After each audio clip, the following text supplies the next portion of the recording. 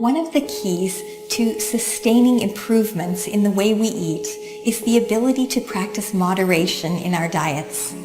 As a society, we tend to take an all-or-nothing approach to food, eating too much of something or trying to eliminate that food or category of foods altogether. That tendency towards extremes becomes even more obvious when we look at what's happened to the food on the shelves of our local supermarkets. On the one hand, we've supersized everything, and on the other hand, we see claims like fat-free and sugar-free everywhere in the supermarket. And these claims attract us because they're absolute.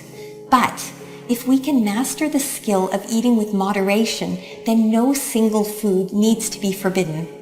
We can eat the foods we enjoy as long as we don't consume too much of them. How much we eat is a very important question, and how to regulate our appetite or moderate our appetites is very hard for people. We are socialized to eat until we're full. That's not a natural thing, and it's not a universal thing. You know, in France, when you're hungry, you say j'ai faim, I have hunger. And at the end of the meal, you don't say I am full, and you don't ask your children, are you full? You say je n'ai plus faim, I am no longer hungry. That's very different than being stuffed. The moment at which you're no longer hungry is many bites before the time when you're stuffed. And we ask our kids the wrong questions. We say, are you full? We should say, are you satisfied? Are you still hungry? So you see, there are cultural ways and mores and manners that help us deal with quantity in food. So we have to look at things like portion size. We have to look at things like the way we talk about food. Are people really looking for lots of calories when they eat? I think they're looking for lots of food experience, an intense, satisfying food experience. And if you look at the French and many other cultures as well, they get more food experience with less food. And they do that partly by eating more slowly, eating socially, eating better quality food. There is a trade-off between quality and quantity, and the American food system is very much organized around quantity. And in fact, one of the biggest contributors to the obesity epidemic has been our tendency to consume enormous quantities of low-quality food.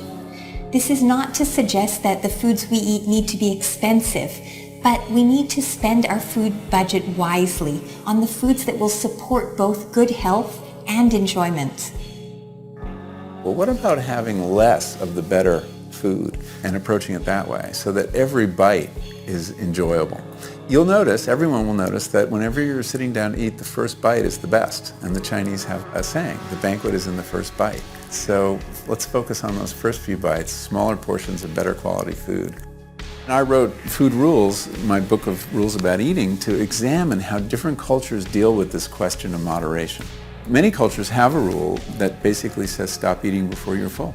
The Japanese say hara hachi bu, eat until you're 80% full. That's such a foreign concept to us. But you find this across the board. The Chinese say eat until you're 75% full. In the Quran it says you should eat until you're 2/3 full. Everything but 100%, which is what most of us do. Next time you're going to eat something, ask yourself a few questions about it. Will this food bring me pleasure, or am I eating it because it's a food that I feel I'm allowed to eat? Eating foods that don't bring you any pleasure is another form of taking in empty calories, because they're empty of enjoyment. The very next question to ask about a food you're considering eating is this: is this food worthy of me? And by this I mean, will this food support me in achieving all of the things I want to achieve in the long run, including good health?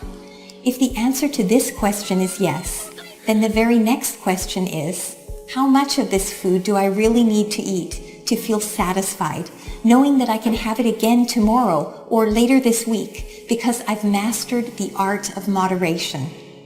Each day should include moderate amounts of food that bring us pleasure. Moderation allows us to live at peace with our food, knowing that subtle variations won't be enough to destabilize a healthy relationship.